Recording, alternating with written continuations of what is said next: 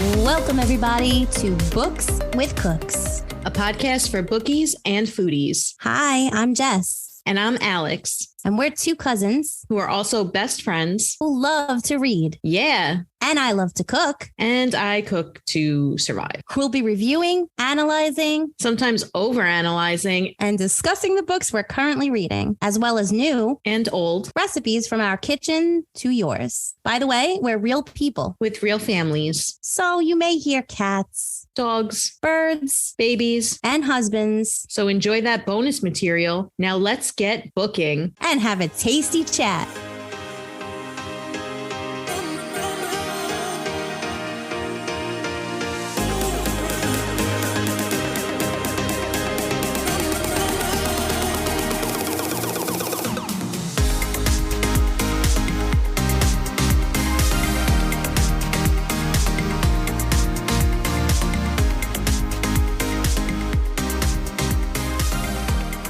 Hey listeners, stick around at the end of this episode for some bloopers and bonus content. Hey listeners, if you're enjoying our podcast, please give us a 5-star review on Apple, Spotify, or your preferred streaming service to help us reach more listeners and spread the word about our podcast.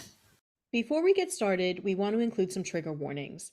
This book and the following discussion will include topics of violence, sexual content, and self-harm. So please be aware of that before you proceed. Also, please just be aware that there will be cursing and spoilers in this episode. So if that's something that you're sensitive to, or if you haven't read this book just yet, you may want to skip this episode and come back to it in the future. If you don't plan on reading this duology, stay tuned and we will let you know what happens. And remember, as they say in Blunder, be clever, be wary, be good. Hey, welcome back to the Snacks. Hey, Jess. Hey, Alex. What are you snacking on today? I'm snacking on a coffee, a gingerbread, by the way. I don't know if you tried them yet, but Nespresso came out with their holiday flavors, and there's the gingerbread flavor. It's delicious. I love it. I did not try it. Oh, but it's now so you're good. making me want to. Yeah, I haven't tried the other one yet. There was I think a peppermint. I wasn't as excited, but the gingerbread is super yummy. So I'm having that with my oat milk as per usual. And I am having kind of a little mix between yesterday we went to a farm, so I got this homemade kettle corn. So I have kettle popcorn and those honey wheat braided twist pretzels. So nice. A little combo cup. Yeah, nice. Yeah. What about you? I don't have my coffee yet. It's a little early. I usually drink it a little later, so I didn't make that yet. But I do have some macadamia nuts. They are dry roasted and salted. You're dry roasted and salted? And mind you that it's not early, okay? Because we had to set the clocks back. We fall behind, so it's an hour later than you think it is. And at this time, that is true. I want everyone to know that it is 12:14, which means that it would be 1:14. It's still kind of early. I usually drink my ass.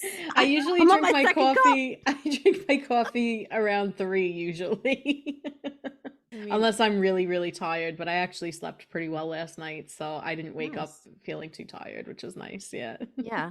I've actually been because I wanted to cut back on all the coffee. It's not so much the coffee, it's what I put in it, you know? So I was telling Alex, and I'll tell you guys, not sponsored in any way possible, but I have started this thing called Kiala. It's Kiala. I will link it for you guys in our link tree if you're interested. But it's this little powder. It has like super greens in it. Usually those things taste absolutely disgusting because they're good for you. This happens to be good for you, but also tastes good. There's different flavors. There's like tropical splash I have a watermelon slushy. There's other good flavors too. But these are the two that I've tried. I think they're both delicious. I just pour it into my water bottle, mix it up, and it gives me enough energy to skip coffee in the morning. Wow. And that's a lot for me to say. Yeah. I didn't think anything would do that for you. No. But the one thing that I love about it is I kind of have like as some women do, we have like some hormonal issues. So it kind of gives me a little bloat in the midsection. And I've noticed, it says it takes about 2 weeks to notice any like serious changes, but I've noticed changes in days with this stuff. Awesome. And I've never noticed anything affect me that way. So I'm a big fan of it. I was telling Alex about it. I think she said she might try it too. Yeah. And yeah, I don't know. If you're interested, you're looking for something, I recommend. I'll wait until you've taken it for 2 weeks and see if it gets even better. I'm just kidding. I know. Well, I've been waking up with a smile on my damn face. It's from that or not. I'm like, what the hell? But yeah, I'm into it. So we'll see. This is again a TikTok getting me. I did not buy it through TikTok. Sorry to the girl that was like, "This is what you need," and I went past it. And I was like, "I don't need that." And then another girl came out with it, and she was like, "All right, this is the only thing that changed it for me." She showed pictures. I was like, "Oh, maybe." And then I scrolled past it, and then somebody else came up with it, and I was like, "Fine, TikTok, you know what I need, I guess." So I went onto Amazon and I looked into it myself, and I made my husband look at the ingredients because if there's something in there I don't want to eat, I'm looking at you, mushrooms, ashwagandha. I get it. I don't want to know. So he said everything was good. It was all natural and seems like organic or something. So I was like, all right, that's fine for me. And I tried it, and that's that. Nice. All right. Yeah, I will not eat something if it has mushrooms in it. So I can't look at the ingredients myself. Even if it's just a powder and you can't taste it? Don't care. Okay. I don't care because I know that they're slimy in their natural form. In their natural form. It grosses me out. All right. I don't like mushrooms either, but I don't know. I feel like if it's going to taste good, if it's not going to be slimy, because they are, plus they have a gross flavor, in my opinion. But if you can't taste it and it's just a powder, that would, I don't know. Yeah. Like It's, this is you're letting your brain get in the way of your health. this is random, but this is my beef with Princess Peach from Super Mario, okay? What? Because she is a princess of mushroom people, and there's no way I would ever be able to be a princess of mushroom people. I mean, they seem nice and friendly, but I don't like mushrooms. Maybe I would like mushrooms as people. I don't know. But Mr. Toad is so cute. I mean, Yeah. they're adorable. Yeah, no, they're cute when they have faces and stuff. But when they're slimy little disgusting things on my plate, then it's kind of like I'd rather hang out with Bowser, you know what I mean? Okay. You'd rather hang out with the villain Basically, than help the little mushroom people? because mushrooms are the villain, Alex. They're villainous. Stop. Right? I don't like them. I don't even like the way they look in the wild. Get them out of here. Speaking of in the wild, we have like random mushrooms that just randomly started growing in our backyard like overnight one day. We were looking out and we were like, what's that? And we went and it's just mushrooms everywhere and they're growing on our trees too. And I was like, what is this? How is this happening? You need mushroomicide, pesticides for mushrooms if that exists. Yeah. But the ones on the trees remind me, do you remember that movie Fern Gully when we were little? Yes, of course I remember Fern Gully. We used to watch that all the time. These mushrooms remind me of the movie Fern Gully because I'm pretty sure those little fairies were like jumping on them when they were on the tree, remember? And that's what it reminds me of. So now I think it's kind of cute, even though I'm like, please don't attack my tree. Mushrooms. Right, if you're gonna keep them, then you're gonna have to hang little tiny fairies from the tree. Yeah. Would be cute. Yeah, and put fairy lights all around. How adorable. I know. Oh my god, can we sleep there? Let's sleep in your yard. We'll camp out with Fern Gully watching it on like a projection screen. Aww. Fun time. Yeah. All right. Sad. We're sad. Aww. Particularly me. Anyway, speaking of sad, different kind of sad. Yeah, while you were away, Matthew Perry died. I saw that. Yeah. That hit me hard too. He was my favorite friend. Yeah, he was my favorite too. He was fun. He was so funny and he was so sarcastic. Aww. He was the best. Yeah. And I just got really sad. So I'm going to start watching Friends again for the 50,000th time, which I'm sure everyone's doing, probably. Probably. And yeah, it's probably going to be super watched right now. But I just feel bad. I know he had his struggles. He had a book out. Maybe I'll pick it up. I don't know. But he, I don't know. I feel sad and I feel sorry for him. Yeah. He was young. Yeah, I saw that. He was only, I think, 54, something like that. He was very young. Too young. So I don't know. But yeah, I got sad. I was watching one of his the roles of like his best bloopers and stuff, and he was always just trying to make them laugh behind the scenes, trying to screw up their lines and stuff. Yeah. Yeah, he seemed fun. He's like you. Basically. You do to me. Yep. The Jess Perry of this podcast. Well, anyway, R.I.P. to Matt Perry. I was sad about it, and to his family, you know. Yeah. But on a happier note, Friends was is still one of my favorite TV shows of all time. Yeah, if you rewatch it, you'll have to update me on your watching journey. Yes, me and Alex we took our moms. We went to go see the Friends Experience in New York City when it came about. Alex was sick when we went, and she didn't care. She was like, "I'm still going." Was I sick? I don't even remember that. You were like, "Don't come near me in the car, but also give me some of that cookie." Do you remember? I remember it was so much fun. I remember that. That does sound familiar. Yeah, no, it was funny. Like, she was sick. I think you didn't have like much taste or something, and you were like sitting all the way on the opposite side of me in the back seat, and you were like, give me some of that cookie, and then you would taste it, and I was like, it's good, right? You're like, I can't taste it. That's right. I was super congested. Like, I don't know what it tastes like. I was like, it's good, it's good. I'll just imagine it. Uh, yeah, we got the cookie in Central Perk. Yeah, That was cute. that was a fun time. I like things like that. We did that in DC too. We went to the pop-up Yes, bar the Game of Thrones pop for up. Game of Thrones. Yeah. Yeah, I loved that. And that one was awesome. They had like everything themed. We took a picture of Steve and his grandma. It was great. I found that picture recently. Did you? I was like, grandma. Yeah. It's not really Steve's grandma, but I don't even know who Steve is, so just assume it's his grandma, and that's it. Yeah, they had the themed drinks and everything. But I remember I was like so hungover from the night before that I couldn't even drink them. I think I had like one and I was like, I can't even drink this. I know. I got one for the cup itself. I think you were able to take the cup as a souvenir. Yeah. So I got it for that, but the drink was horrendous. And I was trying to like pawn it off on everybody.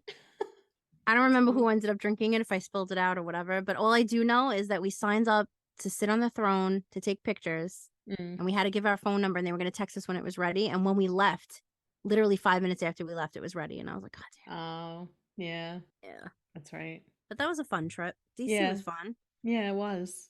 I like Washington, D.C. Yeah, we went to like some rooftop bar too at night. It was nice. Yeah. Yeah, it was a lot of fun. And yeah, I like things like that. Yeah. So what else has been new since we like hadn't talked in so many days because I was away? Is there anything new? Do you guys do anything fun? I know you had your Halloween. We had a lot of Halloween stuff happen.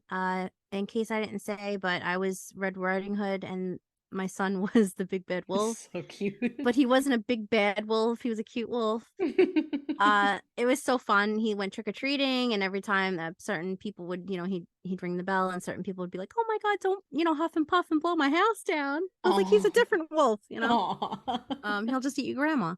But, he was, he had a lot of fun. We went to this little children's festival. He came second place for a prize. The first person was insane. Did I tell you what she was? No, you told me that she was painted from head to toe, and yes. I asked what you meant. Oh, and I never told you? We got distracted by other things. Okay.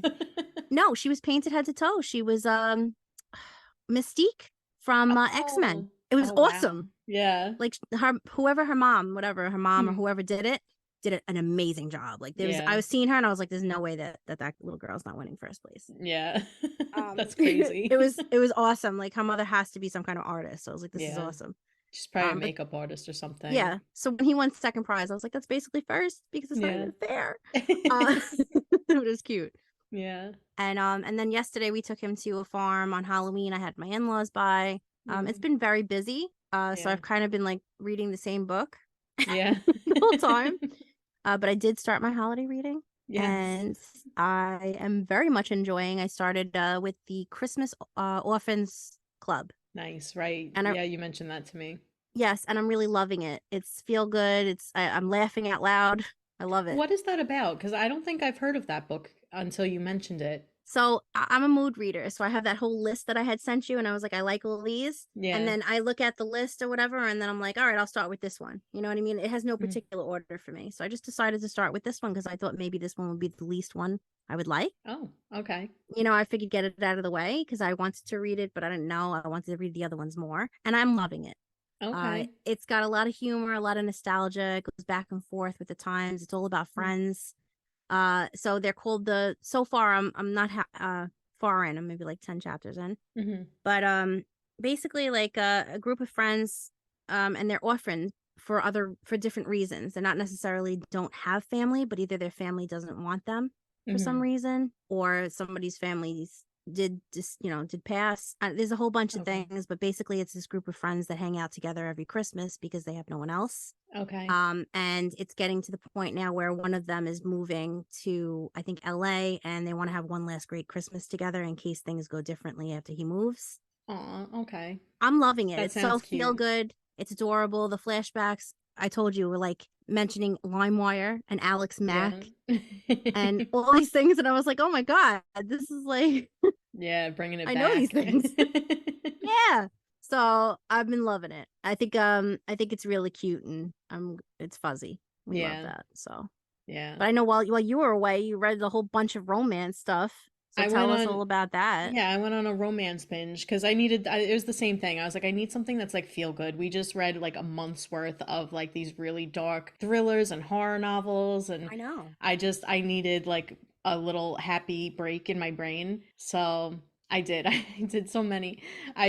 First I reread Book Lovers because I was like, I need something familiar that I love, and it still holds up. It's still amazing. I still love it. I still recommend it. And then I went through some other Emily Henry. I read People We Meet on Vacation. I didn't love as much. It was just okay for me. I'm not a huge fan of friends to lovers tropes, and to me it was like a little drawn out. I think maybe it just wasn't for me. Her writing's still very good though. And I read Beach Read.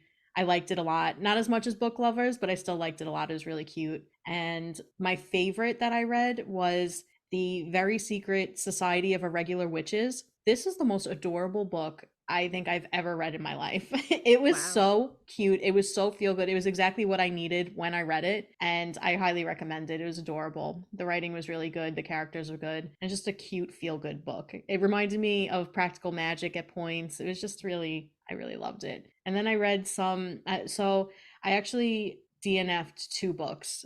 The Love Hypothesis. I don't know. I got 6 chapters in, and I hated everything about it. I just didn't like it. I wasn't enjoying it. So I stopped. And then I started reading Icebreaker. And did you? I did. And I was we said we didn't want anything to do with that book. I know, but I was in my I've romance been thinking binge. about downloading it, and I was like, Alex will make fun of me. And now you're reading it. I didn't have, I got to chapter 17 and I'm like bored to tears. And this page, it's like over 400 pages. And I'm like, I just don't even care. I don't really know where the book is heading. The plot synopsis, I'm like, it says something about her. She's like a figure skater and her partner's like gets injured or something. So this hockey player is supposed to fill in. I'm like at chapter 17, this still hasn't happened yet. I'm like, when does the plot start? I'm on chapter 17. When does it start? So I don't know. I don't think those are the type of books that have plots.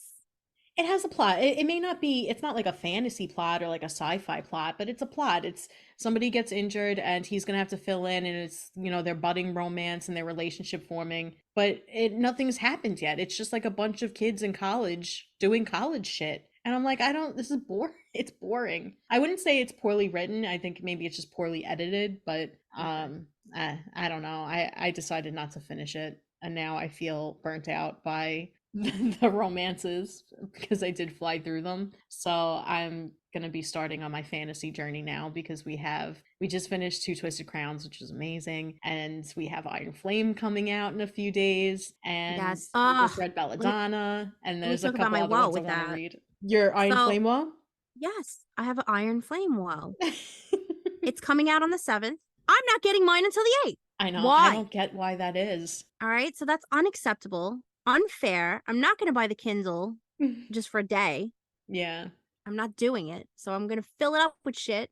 All right. I'm probably going to read another Frida because honestly, even though I know it's like, not feel good, it's thrill. I read her so fast. Yeah. She's got fast read books. They're exciting. I know. I just read Never Lie. I told you. And I read it fast. But at the same time, I was like, yeah, I didn't love it.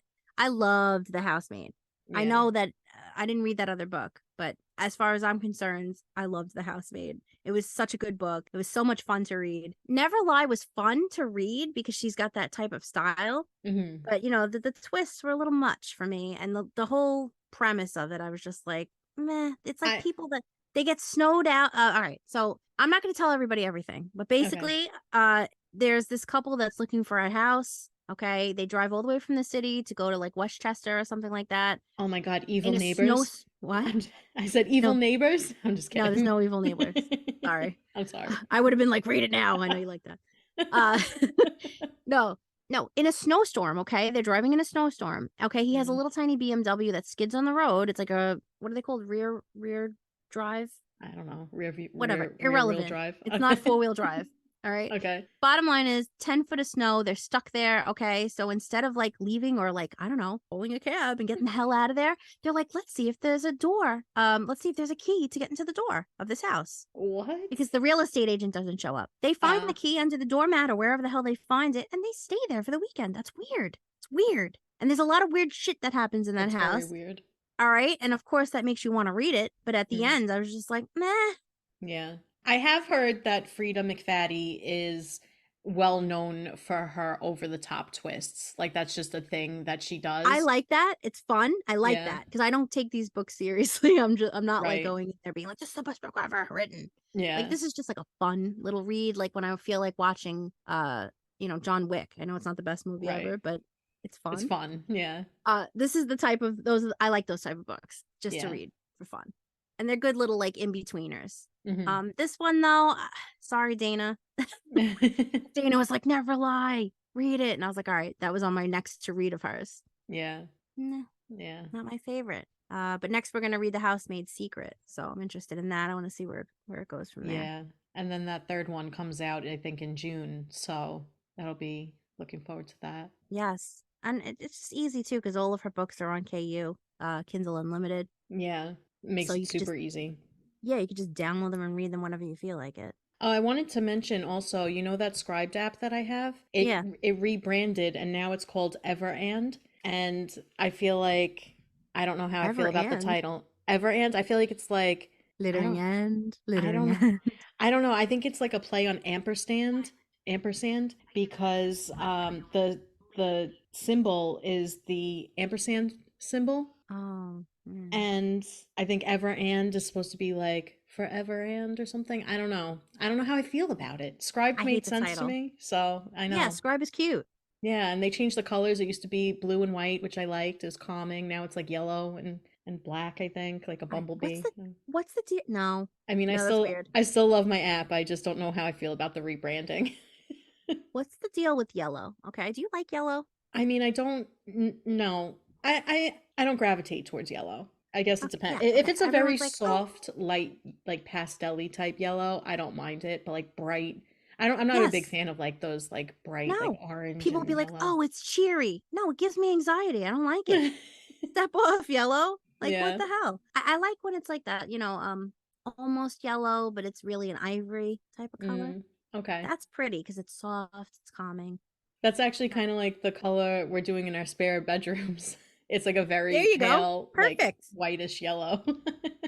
But when it's like that yellow in your face, like be happy. It's like I don't want to be happy. I'll be happy on my own terms. Don't try to scream it at me. Speaking of altering my perception, me and Doug binge watched the show Severance. Oh, okay. I haven't heard of it. What is it? Okay, so first of all, this is Doug's fault because he's like, the second season's out. We gotta watch it. We watch it literally. I swear we watched 4 episodes or 5 of them last night because he had work this morning, but he knew that the clocks were going back. So he was like, you do it. I've never seen Doug watch more than 2 in a row, ever. Maybe Breaking Bad back in the day. That's it. Okay. So he was like, kept going. And I was like, wow. He was into it. Yeah. We like it because we can't figure it out. We don't know what the hell's going on. It's so weird. It's weirder than White Lotus. Oh, okay. Not a weirdest song. Is it? But it's weird. Is it like a mystery type or is it like sci-fi? All right. So who's the main guy from Parks and Recs that was dating Leslie Knope, married Leslie Knope, I think? Oh, Adam something. Yes, Adam Scott. Thank you. Yeah. So he's the main guy. Basically, he works at a job where when he goes to work, as soon as he reaches the elevator on the floor where he works, his brain switches off to a different person. Oh. Okay. So he's part of this. They implant things in your head to make it that your work self is different from your home self. So when you're home, when you go on the elevator to go to work, you're automatically coming down. You don't even experience the 8 hours you're there. Wow. But there's some wild shit going on because this place is weird. It's creepy. The people are weird. And who the hell wants to do that? You could be having a whole nother relationship when you have a relationship because you don't know what the hell's going on for 8 hours. Yeah. That's what this show is about. And okay. it's wild. So things are wild. Then. Yeah. It's great. That sounds like something I would like. You would love it. Yeah. But it's very weird, but it's very good. And Christopher Walken's in it. Where are you guys watching it? What service is it on? Apple TV. Apple. Okay. Watch it. But Okay. I'm going to kill Doug because he's like, the second season's out, and everybody says we have to start watching it. So we did, and we watched the whole thing. We were excited for season 2, but it's not out. That's a lie.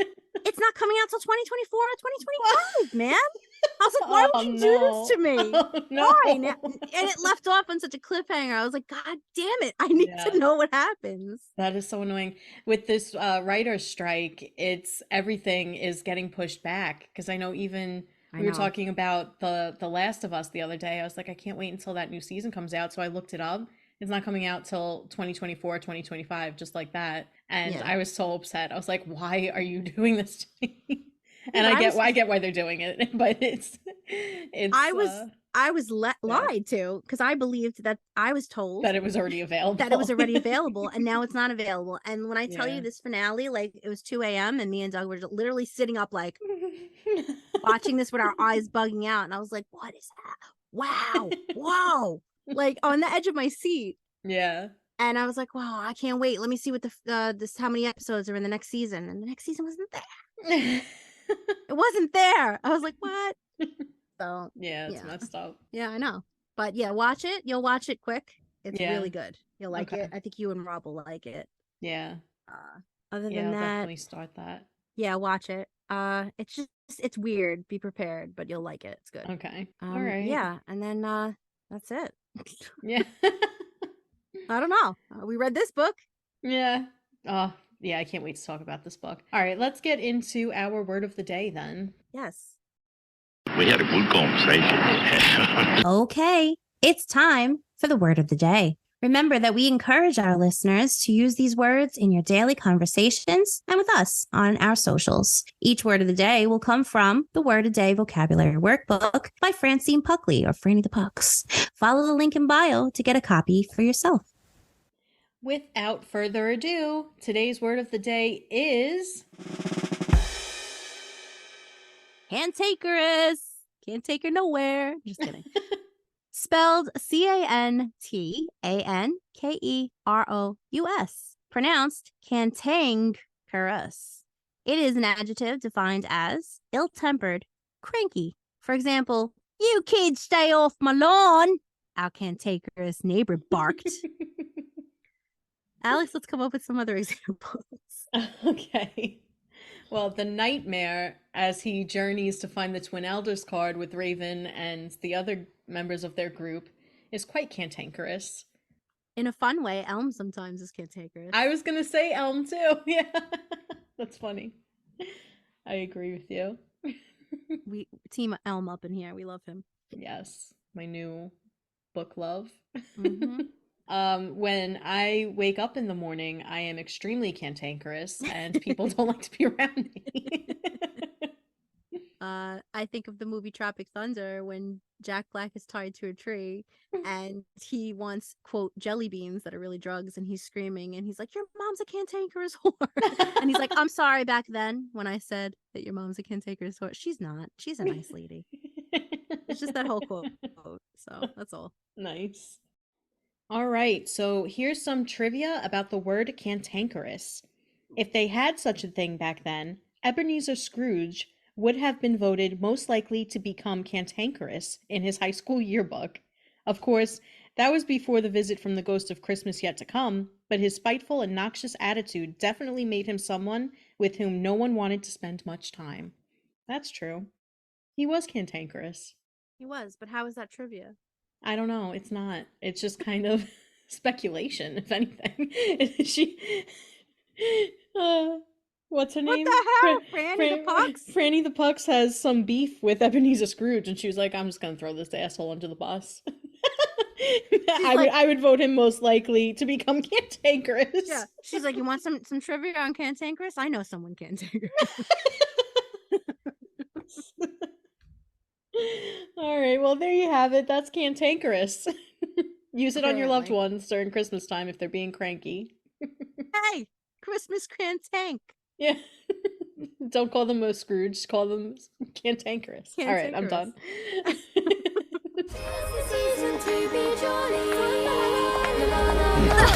Humbug. Alrighty, so as you all know, we are all about booking and cooking. So let's get into our ingredient of the week. This week's ingredient is Bread! Inspired by the rotten bread the prisoners are served in the dungeon at Stone. We will make something using that ingredient to discuss in our Poddy episode, which will air on Thursday, but we will not be using rotten bread. So, don't get any ideas. Don't get any ideas for some rotten bread. But do send us recipe suggestions to our email or on our socials, and we may feature them in the future. All right. So first, let's tell you why we chose this book, as we usually do, to let you know. We already read this first book in the series, One Dark Window. We absolutely loved it. So we both gave it 5 stars. Yep. So, of course, we needed to read the second part of this duology. Why wouldn't we? Right? We're not quitters. Yeah. So we had to check it out. Yeah. Before we dive into our discussion, here's a plot synopsis so everyone knows what this sequel is about. Two Twisted Crowns picks up right where One Dark Window left off. Elspeth, due to degeneration, has been trapped in her own subconscious mind as a 500-year-old monster known as the Nightmare takes the driver's seat, fully possessing her body as a vessel to settle ancient debts. Elspeth must not only recollect who she is as she lurks within the dark shadows of her own mind, but she must also solve the puzzle of the monster's disconnected and concealed past. Only then can she team up with the Nightmare, the spirit of the Shepherd King, within the space of her own mind to restore a magical card deck and save the kingdom from evil by lifting a centuries-old mist to set the kingdom's entombed inhabitants free. Without control of her body, all Elspeth can do is watch as an observer through her own eyes, which she refers to as her window to the outside world. On this treacherous journey, Elspeth and the spirit of the Shepherd King are accompanied by allies as they seek out the elusive Twin Elders card to restore peace to the Kingdom of Blunder. While Elspeth and Raven are on their journey, Princeling Elm and soon-to-be Queen Ione seeks to recover her hidden maiden card and elicit change in the political landscape of Blunder.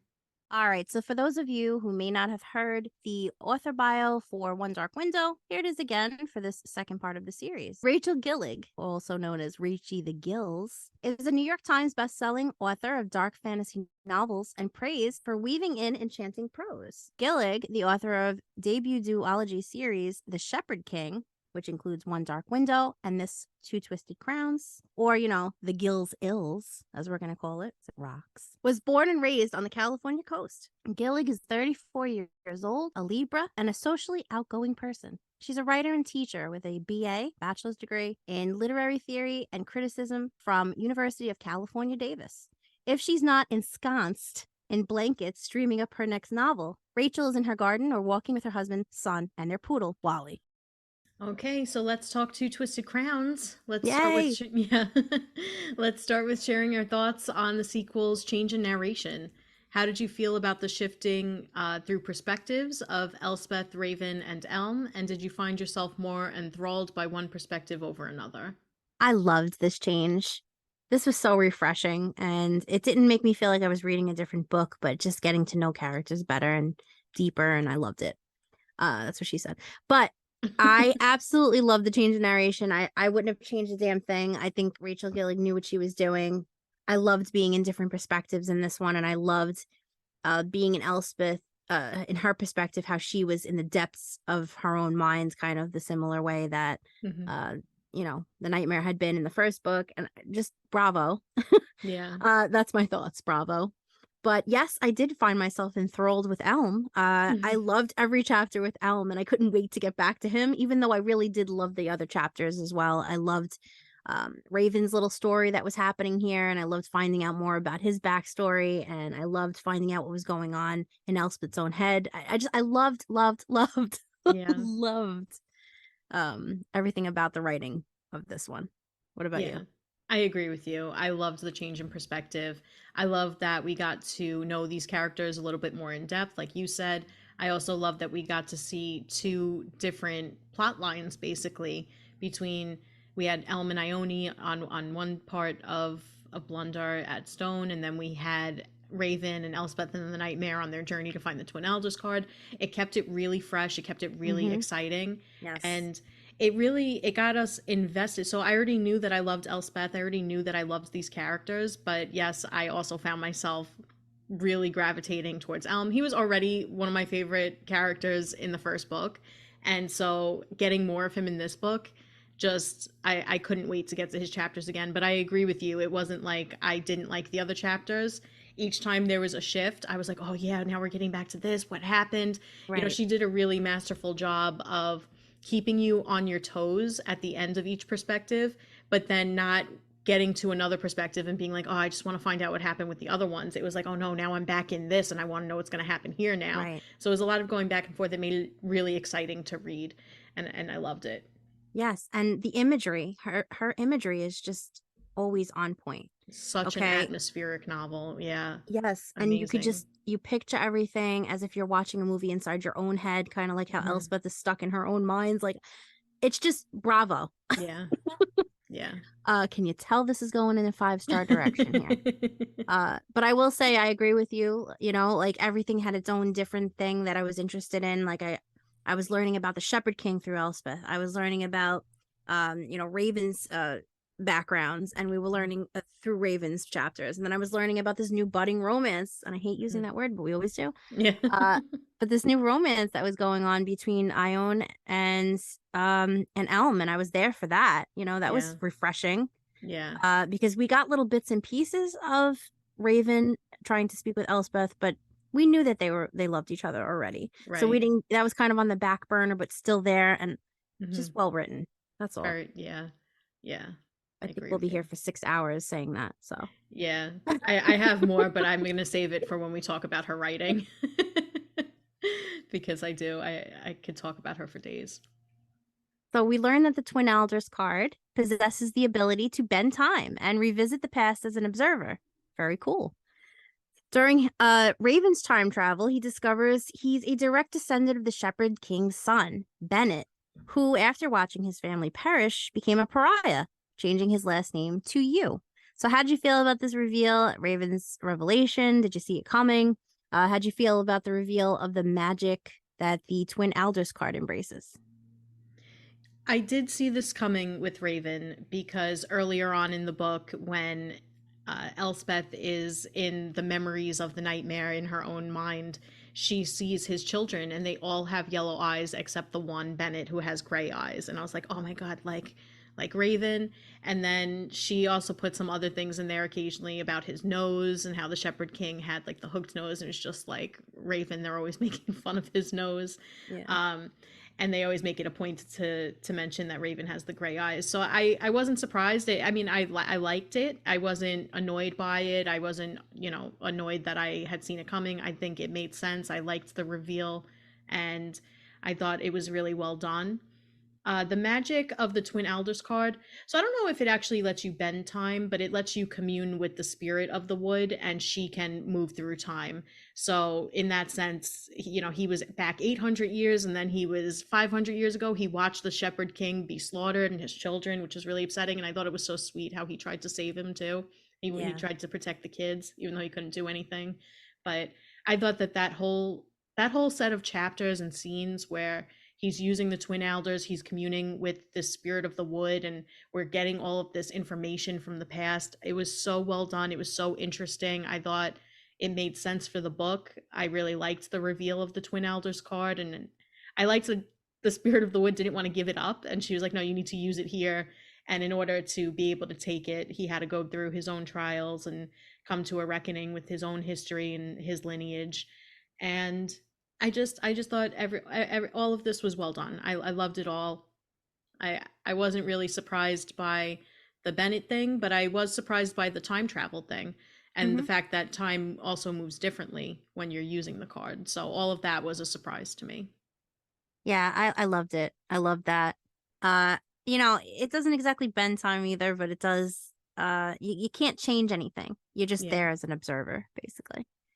But yeah, no, I mean, I did see this coming even from the first book because he lives on the property. So the Yu family lives on the property of this old castle where the Shepherd King and his family was. Not only that, but Raven shifts a stone by the gravesite of the Shepherd King. He uses his cards that were found in there, Yeah. So there's some foreshadowing there, clearly. So I wasn't surprised at all. Obviously, she was laying down breadcrumbs here and there for us, and we finally got fed. But we got our meal. We got our But, meal. Yeah. But I felt good about the revelation. I liked it. It made sense. It was specified that Raven and Emery have gray eyes. So as soon as that came on board, that there was the one kid that had the gray eyes, I was like, here we go. Makes sense. So I loved when it all came together. I loved him learning about it. I loved knowing that Raven is actually the rightful heir to the throne. I just thought that was super cool. I loved all of this. Okay. There's just like a lot that as I was reading, I was like, man, the story just keeps getting better and better, you know? And I was worried because I thought that this was going to get amped up and it wasn't going to, own up to the first one. You know how that works with sequels. Yeah, definitely. And this just, woo, love. Okay. Yeah. So how did I feel about the reveal of the Twin Alders card? So I thought that was pretty cool. I didn't know what to expect when we had done our little game when we when we did the Thursday episode for the One Dark Window. We didn't know what the Twin Alders card did. And I think it's really great that not only can you go back in time and view things kind of like through the eyes, of the Shepherd King, not the Shepherd King, through the eyes of the Spirit of the Wood. You return to the scene. You can't make any changes. You can't do anything. But you are there present so you could see for yourself, kind of like Harry Potter when you're looking into the, what's that called? The pensieve. Yes, the pensieve. I love that. So, that was really cool. I love that obviously, there has to be a cost. So once you are using it, you do lose track of time if you use it for too long. And I think it was really cool that when he was pulled out of this little veil over his head about this time travel, it happened to be exactly the day that he needed to get there fast. So it made it even more like of a time crunch and it made it more exciting. Yeah. Yeah. Thumbs up from me. So yeah. We're going to be loving on this book, if you couldn't already tell. Honestly, instead of just talking, we should just clap. We should just clap for like an hour, and then you get it. Yeah. That's basically how we feel. Clap and cheer. All right. Well, the journey to retrieve the Twin Alders card was a treacherous, yet astonishing one, with the reveal of the Shepherd King's abilities to shift trees and speak with the forest. They were swimming across haunted lakes, surviving a veiled village of refugees, and a sea of bones and decaying corpses. What were your thoughts on these trials and obstacles, and just in general this portion of the story? And which character do you feel faced the most difficulty on this journey? So not to sound like a broken record, but I loved this. First of all, okay, I am a Lord of the Ring girl. Okay, so talking trees, moving trees excites me. So when I seen this, I got very excited. And when he was like, "Did you think I herded sheep?" and he was herding trees, I was like, "This is sick." I loved it. I loved when he was moving the trees. I love when he was, encompassing them inside of the trees, so this way they'd be safe and great. Yeah. Very creative. I just loved that. I thought it was a great addition without being like too much or anything and just trying too hard. I thought it was really great and it really helped me picture everything happening. The whole trials of, going across the sea, not the sea, but the lake that they were crossing. And I thought that was very well written. I thought it was really interesting. I loved this whole, every time we got back to Raven or we got back to Elspeth and she was actually in the forefront of her mind with the nightmare, and they, she was seeing through the his eyes, or her own eyes, really, and she was actually present to see everything. As soon as we was going back and forth to those chapters, I was so interested to see what was going on. I loved this journey. I thought it made sense. The book, the first book was going to build up to that at the end, so it was interesting to see how that unfolded. As far as the Sea of Bones and the decaying corpses, that's cool because we actually got an answer as to where everybody was going when the mist was calling them. So I really liked that and how that came together. The village of refugees also made sense because we needed to know where people were running to. So I really liked that. There was a woman there who was making, was it just magic or she was making potions? I don't remember. Yeah, she was an alchemist, so she could make potions. Yeah. Okay, so she was an alchemist, so that was her power, and she was making potions and she makes them fight each other, and that scene was great to read also. I feel like I have nothing bad to say. Yeah. As far as which character faced the most difficulty, so I mean, obviously, he's not like one of the main characters we're in his mind of, but I guess we are as well through Elspeth. But the Nightmare, he was once the Shepherd King. His name is Taxus. You know, he was brought to this location when he had all these cards made, and he had this card made, and he basically had to sacrifice his sister. So returning back must have been difficult for him. And then when everything was going down with Jesper, I feel like he was kind of trying to right wrongs. So I feel like he had a difficult time during this journey. Of course, Raven had a difficult time because he was learning who he really is, and I loved that. Obviously, Elspeth wasn't really herself. She was having a difficult time too. But I'm gonna say everybody, obviously Peter, he had a horrible time too. He lost his brother Wick in this situation. So everybody had different layers and different levels of difficulty on this journey, but I'm gonna have to say probably the Shepherd King, because he was blinded by greed. He sacrificed family in many ways, and I feel like this was his redemption. So I feel like he had a difficult time returning, but he made the best of it to not, he couldn't correct the past. Like I said, when you go back in the past with the traveling and stuff, you can't change things, but he was able to make a difference for Raven and his sister. So Right. He could do the right thing now. yeah.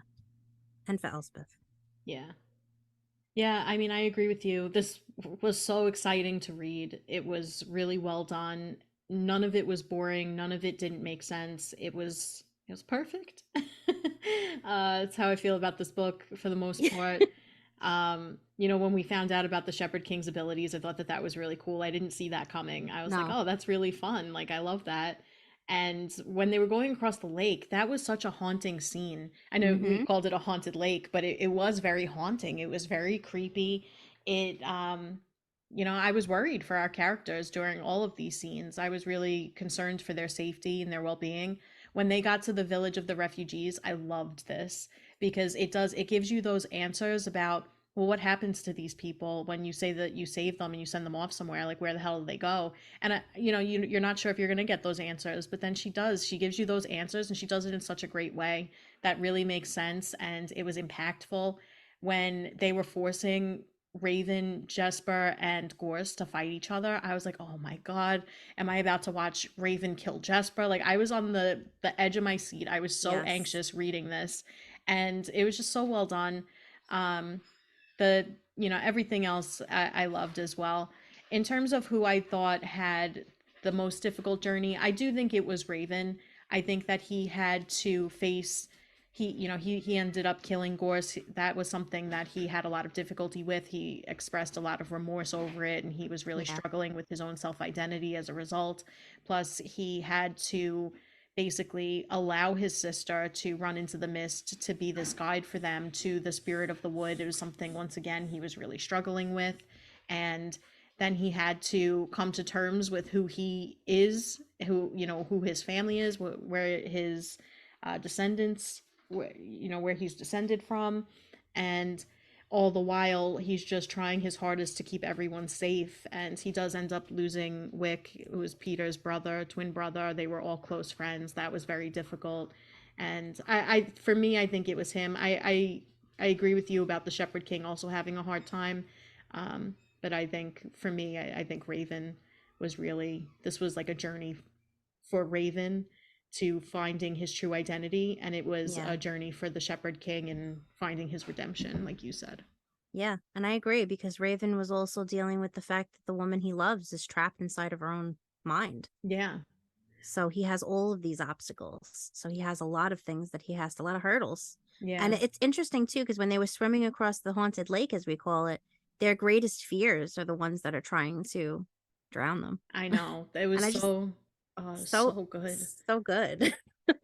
I also wanted to say it was really cute because Raven, he had kind of a not a great relationship with the Nightmare, but he was so angry with him, and he was like, don't you dare hurt her, like her body, because he knew, like, this Nightmare, it's not Elspeth, but it's in her body. And he was like, you cut her hair. He was all upset with him. Oh my god, I can't wait to talk about that. We have that. We're going to discuss that. There was some comedic relief thrown in there, which I enjoyed. And also we didn't mention too, but Jesper, she had a hard time. Yeah, they all did. This was They not all an easy did. journey. You know, they knew what they were getting into, but they all had a rough time for sure. Okay, so the journey has been made previously, as we said, by the Shepherd King. And his full name is actually Amory Percival Taxis. I hope I said that right. His sister Aris or Aris? I think Iris? Iris. Might be Iris, Might be actually. Iris, yeah. Well, his sister, Taxis was forced by the spirit of the wind on the original journey to sacrifice his sister upon entry. And what does that mean? Basically, they have these charms that they carry with them. If they remove the charm or if they're separated from the charm, the spirit of the wood enters through the mist and mind controls them and tries to take their body over. They end up becoming that sea of bones and corpses that we mentioned. So I love the idea of how history repeats itself here. We see this get mirrored where Raven, his sister, Jesper, is the one who is having to be sacrificed to remove her charm in order to move forward into this place. So history itself, history repeats seems to be a prevalent theme in this novel and the notion of a cycle which loops until broken. So let's discuss this, history's effect on this kingdom in the present day and the other ways in which we notice the theme throughout the novel. Yeah. Once again, Rachel Gillig did an excellent job with this because she does it's not very subtle. It's pretty clear, you know, what is repeating from history, but it was still fun to learn about the history and then seeing it play out in present day as well. So as you mentioned, we see that happening in their journey through the mist, through the wood to the Alderwood to get to the Spirit of the Wood. This was a trek that Taxis had made previously, but this was shortly before he ended up being killed. So it was really interesting to see that parallel with Raven and Jesper and then to see it done right. So in this case, we're not losing Iris, and instead, you know, we're saving Jesper and she's able to survive. That was really nice to see the Shepherd King be able to redeem his past wrongs in that sense. I think we also see this in other areas of the book. So when we get more information about Raven's history, we learn that he's seeing glimpses of his descendant, which is Bennett, and how he escaped. He also cannot use all of the Providence cards. He can only use two of them, the Mirror and the Nightmare. So that was something. He also has the ability to destroy the cards. So if he were to tear one in half, which he does to Brutus Rowan, who was the king that took over, killed the Shepherd King and his family and took over, we see him destroying that card. This comes back to play again later with Hoth. And also with the Nightmare and Elspeth in regaining her consciousness back into her body. So we saw that parallel. We also saw that in those flashes, Bennett was marrying a woman with long dark hair, which I thought was so funny. I was like, oh, it's like him and Elspeth meeting again. So I do think that there were many parallels throughout history that were repeating itself in the present day of this novel. And I thought that Rachel Gillig did a really excellent job of executing it and showing how you can't change the past, but you can make changes for the future so that you prevent that past from repeating itself. Right. You break the cycles. Right. Because they've seen vicious cycles just kept repeating. And now when it's repeating again, somebody does something to change it. And I love that. Yeah. I mean, I love Rachel Gillig's writing. It's so detailed, everything thought out, well planned, well executed. I mean, even like the Brutus Rowan backstory, we got a big backstory about that. It wasn't just some guy who killed the king and took over because of, you know, we got the reasoning and it was a revenge because his wife died. Like, so good. And yeah, if you didn't read the book, his wife was the Shepherd King's sister, Iris, right. I don't know how we're pronouncing it, but it was because he took her into the wood and because she died, he wanted his revenge. Yeah. So it was all because of the Shepherd King. He wrought his own destiny. Yes. I mean, Brutus, he was starting to get greedy. You know, he was starting to get cocky with his cards and his army and his whole thing. He was becoming douchey, obviously. But you know, great douche. But the point is, that we get the fact we get his whole story. I mean, we get the fact that he's douchey. He has dimension. Yes. Yeah. And we know all about Brutus. We like him or we don't. We don't.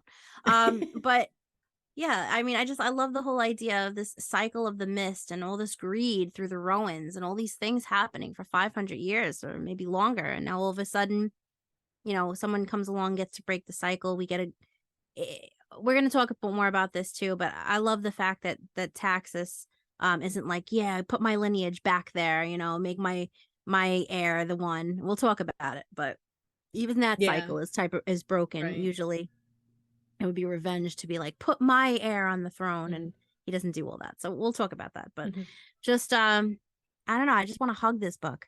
Yeah. Like, I feel like this whole conversation is just me hugging this book and pretending it's Rachel Gillig. It's our love letter to Rachel Gillig. Yeah. Just yes. That's all. Yeah.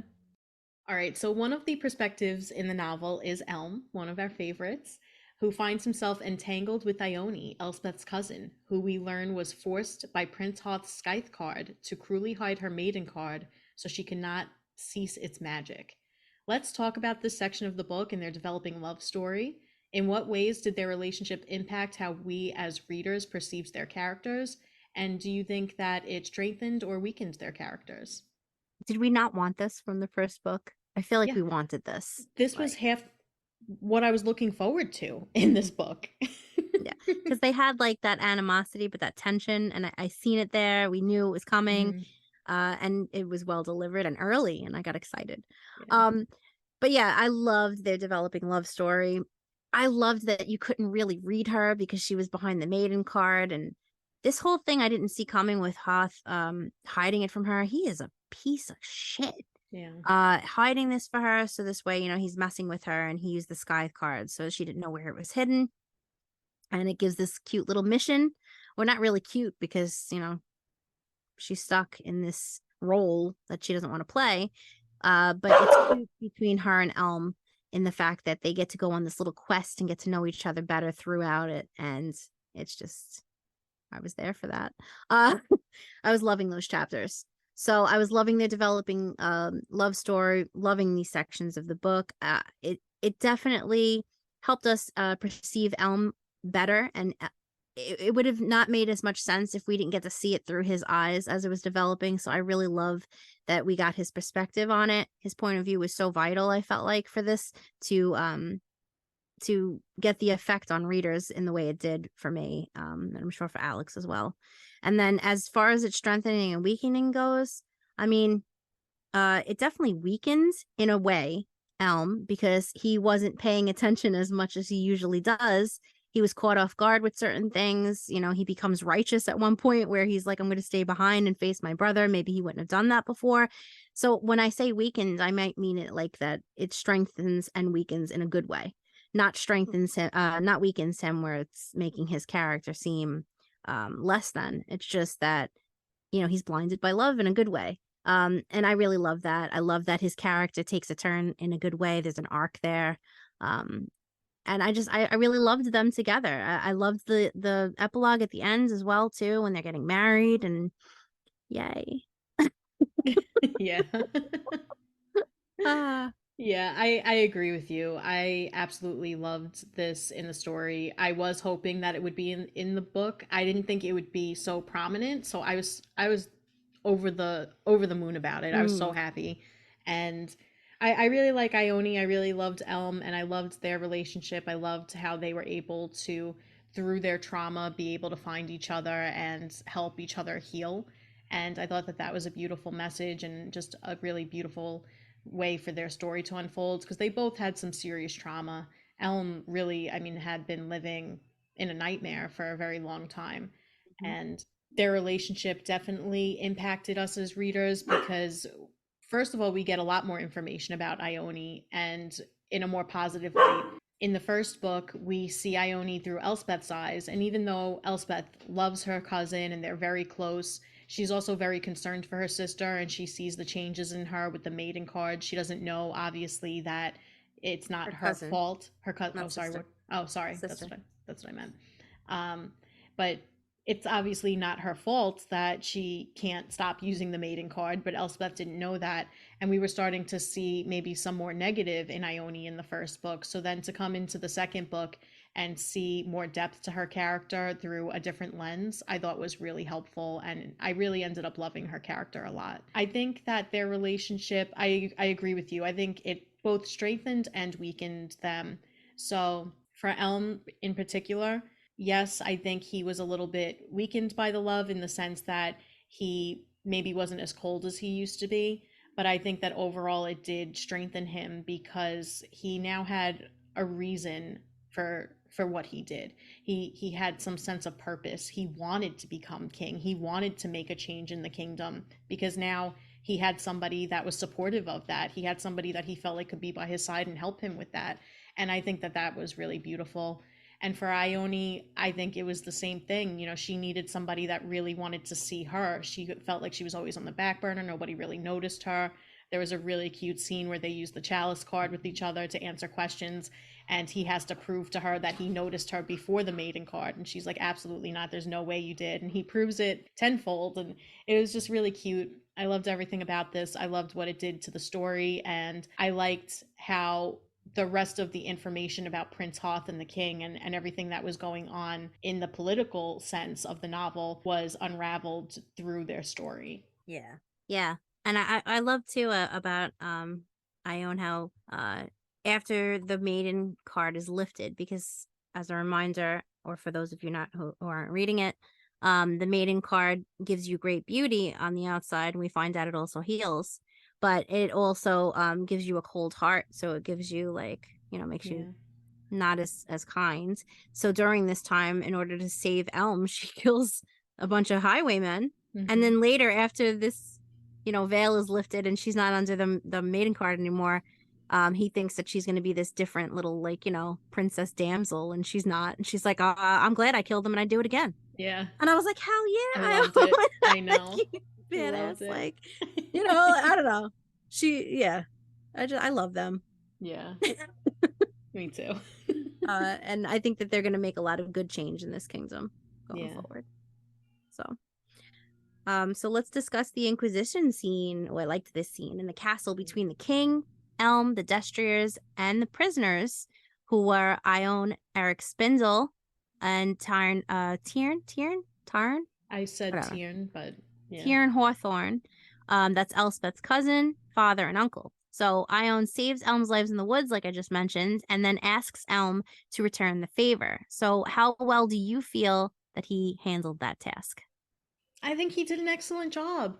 I thought it was so nice to see. You could tell he was really sweating it out. He was like, oh God, how am I going to get us all out of this without getting the wrath of my dad, without getting us all killed? And he comes up with a really clever plan. And I liked that because I like Elm is supposed to be smart. He is supposed to be very clever and observant, and he understands people. And that's made very clear in his character throughout both books. So I thought it was really fun to watch this scene and see him play his father. He knows what will drive his father, what will motivate him, and he uses that to his advantage.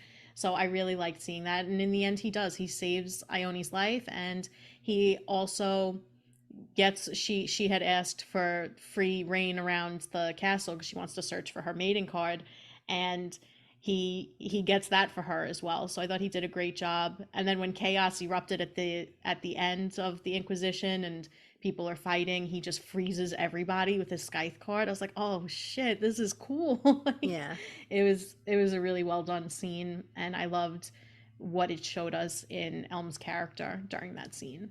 I agree. I was on the edge of my seat with the scene. I loved it.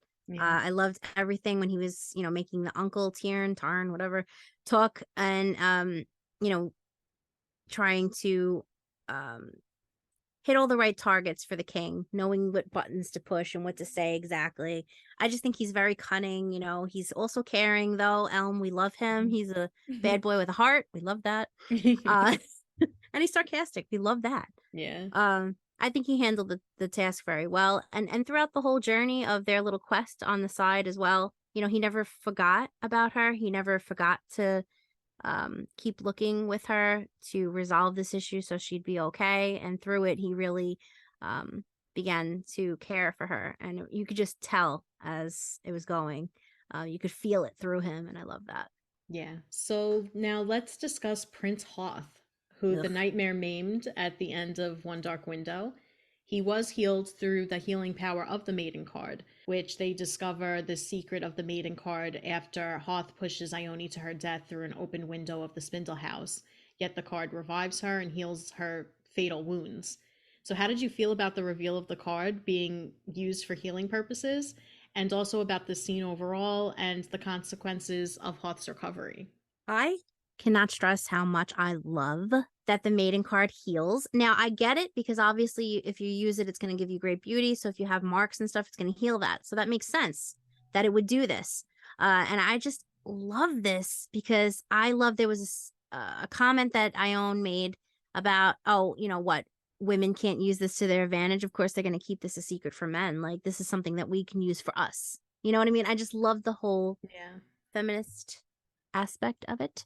But I loved the whole idea of this. I loved that she was immortal. I thought that that was so cool, but I hated the fact that he pushed her out the window. I couldn't believe that. I was like, oh, I hate this guy, you know? Yeah. And I also hated him also for just being a really shitty brother and hurting Elm throughout the years. We learn about that. He's just a piece of crap. This is the king that you don't want, you know, and Elm is the king you do. Yeah. He's just a terrible person to his core. He kills his own dad, as we're going to talk about soon. But basically, I loved the fact that the Maiden card does this. Well, learning about that, I didn't see that coming. That was a shock to me. Mm-hmm. So when we find that out, and then all of a sudden, obviously, this girl has to feel these wounds. She feels dying. You know, she feels all of this before she's healed, so she has to suffer. But then she learns that this heals, and I felt like this was definitely going to be a foreshadowing of Hoth's recovery, which it does become, you know, his recovery, because he actually sees her recovering after he pushed her and learns that the Maiden card has a secret. So I really like this. I really thought that this was even though it's just a minor you know, thing that Rachel Gillig gives us in this book, I feel like it's well thought out and developed, and I really loved it. Yeah. But I don't like Hoth, and I didn't like him waking up, but I knew it was inevitable. Yeah. So I agree with you. I was surprised by the Maiden card to an extent. So I thought that it had already been revealed that it healed at least minor wounds because of the fact that it's supposed to make you beautiful, and they made mention in the first book that it had kind of vanish some minor imperfections and things like that. So I wasn't surprised that it could heal. I was very surprised that it could heal fatal wounds. I even wrote in my notes when I was reading it, I was like, okay, so it can heal, but probably not something fatal. Like, you know, if you are stabbed in the heart, you probably won't survive. Turns out that's not true. You can be stabbed in the heart and still survive. You could be pushed out a window and still survive. So and that scene happens where Yes. she's actually yeah.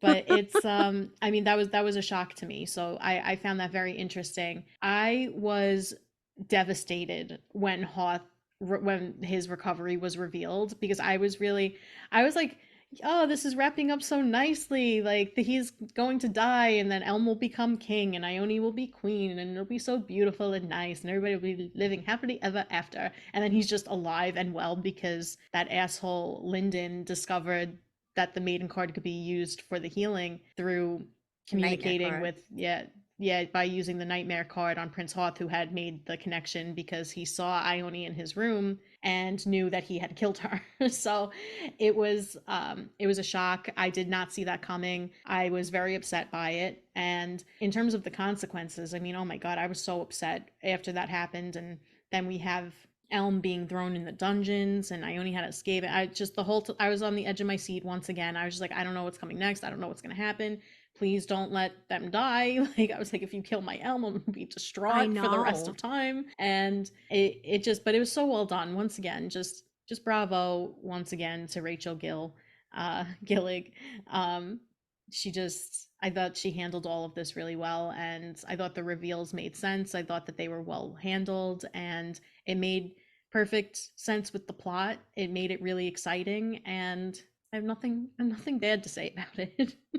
It was hard to read, though, when Hoth does come back and then he stabs Ione in the heart, And he's like, see, look, watch this fatal wounds. And he gives her the maiden card. He forces her to tap it after she just finally released herself from it. And I was like, all right, well, you villain, you brute. He's extremely cruel. Yeah. But very, very fun to read. So, yeah. All right. We like it. You get it? Okay.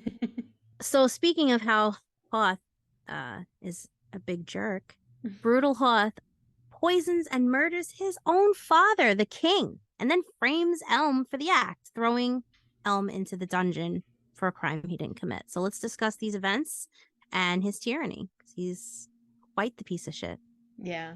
So once again, I kind of saw this coming. As soon as he told Elm, like, you need to serve the wine, it gave me Game of Thrones vibes from the Purple Wedding, when Joffrey is making Tyrion serve the wine and all that. And I was like, he's definitely trying to humiliate him. But at the same time, I was like, I think he's going to kill his dad. I think he's going to poison him. And he did. And I felt so bad. And, the king, he wasn't a great king. He wasn't a great father by any stretch of the imagination. However, in the end, he did try and help Elm. I liked that he fought back as much as he could as he was being killed. And I really liked that. I liked that he had dimension. I liked that he wasn't just some brutal king. Because we had Hoth, who is brutal, who is very cold. The king has goodness in him. He just was wayward, and, he's an alcoholic and a little, King Baratheon. He was a weak king, but I think in the end he really wanted to do good. Whereas Hoth absolutely didn't. Hoth wanted the power. He wanted to be able to control the kingdom, and that was his goal. And he knew that he had two people in his way, the king and his brother, and he figured, I'll kill two birds with one stone. And so I thought that this was really well done. I liked how it unraveled. I liked the purpose that it served in the plot, and I was devastated by Elm and his treatment and what was happening to him. I was really excited when he was able to get away with Ione, when he decided to stay back. I didn't hate it. I was like, just go. But I also liked that he was choosing the honorable thing and saying, no, I'm going to stay and I'm going to fight my brother once and for all. Like, he can't continue to get away with this. I won't continue to run. And so I really liked that, even though I wanted him to be safe. Yeah. So Hoth kills his dad because his dad wants to break the cycle. He wants to unite the deck, and he wants to lift the mist and be the king that's known to lift the mist. And Hoth doesn't want that shit. Mm-hmm. He wants to avoid that so the power can be kept for the Rowans. He's the crap of the crap. He's an asshole. I know. So not only, like, he, of course, he has no issue pretending or killing. He actually really did intend to kill Ione. He has no, of course he could do that so easily because he kills his own dad. He was a piece of shit to his own brother. He's just he's bad. bad. We don't like him. So all of these things, his whole tyranny obviously had to come to an end, but it was necessary for the story. And we knew that this was coming from the first book, when in the first book he was trying to have these little kids killed. Remember, he was trying to have people hung. He wanted the kid killed because the kid was infected. Yes, it stems from maybe when he was younger, he's been conditioned to believe that this is the way it should be, but I don't see that because Elm was also told the same things and he doesn't have the same attributes.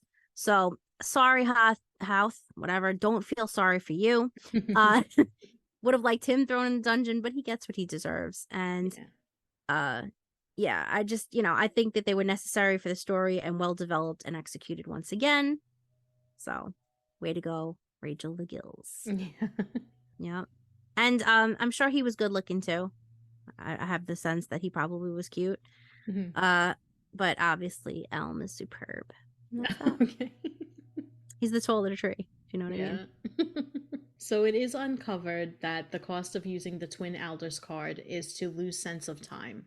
Raven and his group realize this when 24 days have unknowingly elapsed and they find themselves suddenly face to face with Solstice, racing to U Castle to unite the deck and save Emery and the kingdom. Let's discuss this and the events leading up to this development of the new card, which heals degeneration and the infection from the mist. Yeah, I knew something was going to come out of this, but I didn't see a new card generating. When that happens, I was like, whoa, really? Yeah. That was a shock to me. Yeah. And I thought that was pretty cool. Everybody has to tap it. There's no degeneration from this card. You're just getting healed. I really like this. I thought that this was creative on her part, that the deck reveals a new card. And I just thought that that was really different. I didn't see that coming. I just thought the mist would be lifted and that would be the end of it. And I thought that this was more fun. Yeah. And it really went well with the story. So I really loved this. When this happens, at first, I wasn't sure how it was going to play out, but obviously everything worked out well. And as soon as this card revealed itself, I just thought, wow, all right, the saga continues, but in a good way. It's still going. I love it. And I had no idea that the other cards that weren't part of this unification deck, basically, that are still out there would still be in play. I thought that they were just gonna all disappear or something. Didn't you think that? Yeah, I did. Yeah, so that was a shock to me too, but a good one. Yeah. Interesting. Yeah, I agree with you. I was very shocked that the rest of the cards remained in play, like you said. I thought that they would all just disappear. I also was shocked by the revelation that there would be a new card that would heal. And I loved this. So originally, I just thought that the mist would disappear and everyone who is infected would just automatically be healed. But what this does is actually it gives people the choice, because some people didn't like their magic and they wanted to be healed from it, and some liked their magic and they wanted to keep it. So it gave them that option. And I loved that idea in this book, that you can choose to, keep your magic and face some possible degeneration, or you can choose to be healed. And I really like the way that Rachel Gillig included that in this book. When we got to this point of the book, my heart was like racing. I was like, oh my God, are they going to get there in time? I was just thinking, because up until this point, things were kind of like going according to plan. And then everything just fell apart. Every single thing just started falling apart. And I was like, no, oh my God, what's going to happen? I was convinced somebody was going to die. At one point, I was like, maybe Ione will turn bad. Who even knows at this point? Like, I was thinking that might happen on that plot line. And then I was like, something's going to happen here. They're not going to make it in time. And they're going to have to do something else with the Spirit of the Wood. I didn't know what to expect. So the whole collection of chapters towards the end of the book, maybe the last 25%, I'd say, just had me on the edge of my seat. I didn't know what was going to happen next. I was so excited. Everything that came just made me so happy and also so scared. And I loved it. It was great. Yeah. It was a ride. I was a ride. And I agree with you about Ione, because she was with the maiden card, froze her heart, and then Hoth stabbed her in the heart. So at one point I thought she was just gonna become heartless, and I was like, this is all like building up to her becoming heartless, and I was like, oh no, I don't want this, and that didn't happen. So I was like, okay. Yeah. All right, I'm cool. But I love that Rachel Gillig, like, when you say people like, oh, they thought of everything, like, she really did think of everything. She thought of making sure that we knew what happened to the other cards. You know what I mean? She didn't just say, oh, well, this happened, lifted, not like the easy way out, like the mist lifted and boom, everything disappeared. No, she made sure to let us know a new card came, and out of that deck disappeared, but the other cards are still out there for use. And like you said, it's a choice, and I loved that. That was a nice a different change of what I thought was going to happen. So I really liked that a lot. She really tied up all the ends, and I love that. I love that too, especially in the conclusion. It's, there's not going to be any more books. I shouldn't have any more questions. So exactly. Yeah.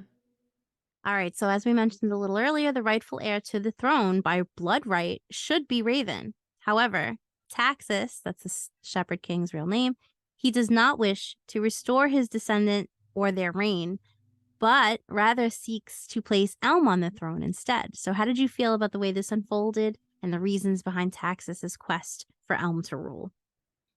Well, surprise, surprise, I loved it. This was perfect. So first of all, I loved that Raven was very, Jon Snow. He was like, the Spirit of the Wood is like, oh, you'd make a good king. You should be king. You can take it. I'll put you there. And he was like, no, I don't want it. And then even the Nightmare was like, no, he shouldn't have it. And basically what he explains is, for however many hundreds of years it's been, the Yu family or Taxus family versus the Rowan family in terms of who has control.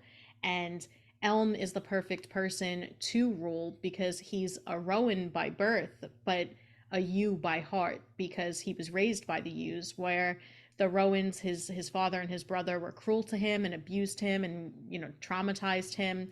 The Yu family, who are his cousins and aunts and uncle, took him in, raised him, and he developed more loyalty and affinity to them. So he's the perfect person to bridge these two houses, these two ancient houses, to then forge a new kingdom where you can take the good from both and use it to make the kingdom better.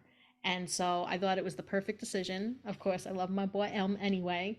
And and I love that he was ready for this too. It's something he had never considered in his whole life. He didn't want it. He knew it was never going to be him. He was always the other prince, you know, not the first prince, not the firstborn. So he never wanted it. He never thought he could have it. And then throughout this book, he kind of comes to terms with the fact that he could be king and he could be a good king and he could make real lasting change.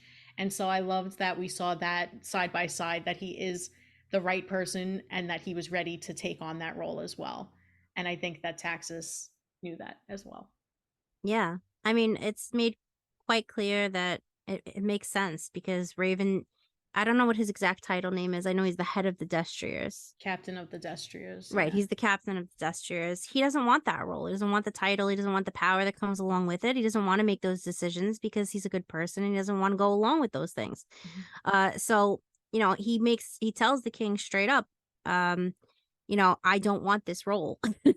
And in the end, please make sure that it's not me anymore. So when it becomes, you know, when we learn that he's the heir to the throne, it would have been out of his character to be like, yes, I would love to rule and be this king.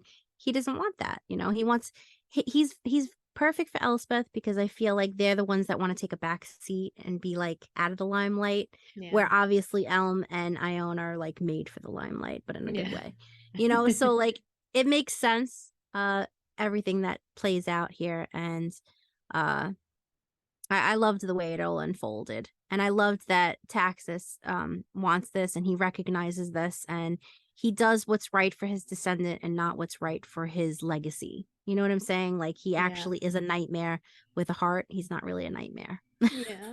Aww. Yeah. I love them. We'll talk more about that soon too. But actually right now. Yeah.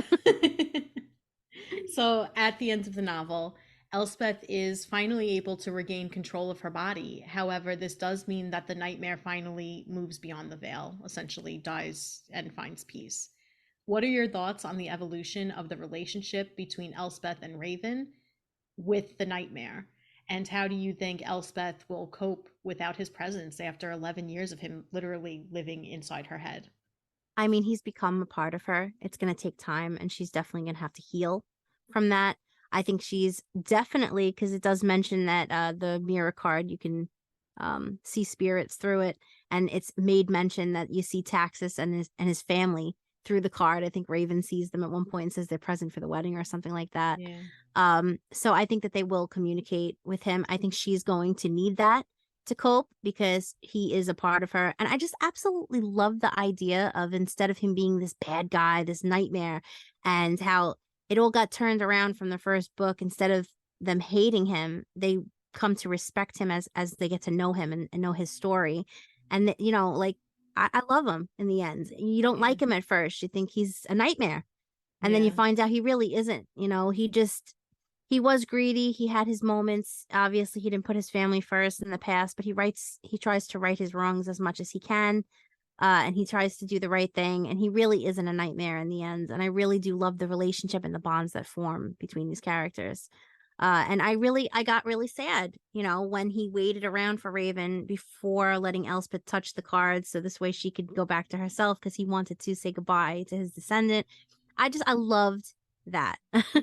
I love the whole evolution of all of that. And I just think, you know, I don't know. I was sad to see him go in a way. And when you first read the first book, the One Dark Window, you don't expect that because you're like, oh my God, holy shit. Rachel Gillig did us dirty. Oh my God, he took over Elspeth's body. I want him out. And now you're like, oh, he's leaving.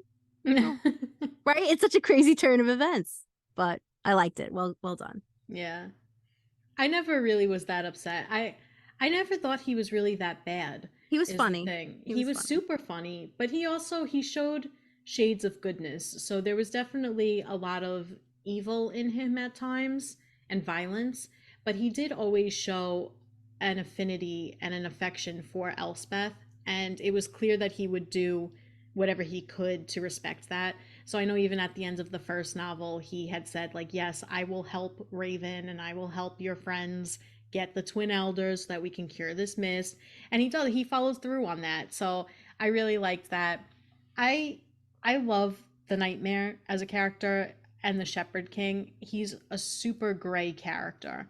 So even as the Shepherd King, you know, he did a lot of awful things, but he did it for good reasons.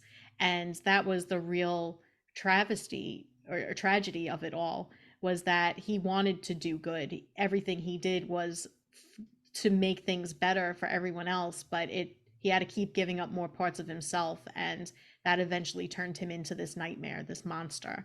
And it was really nice to see his redemption arc.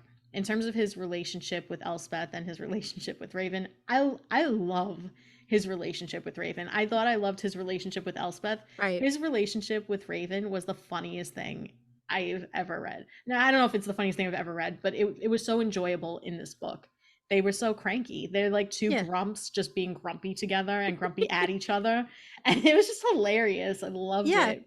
And the personality aspect, like you're saying about the grumps, like when you find out they're related, you're like, well, that makes sense. Yeah, it does make sense.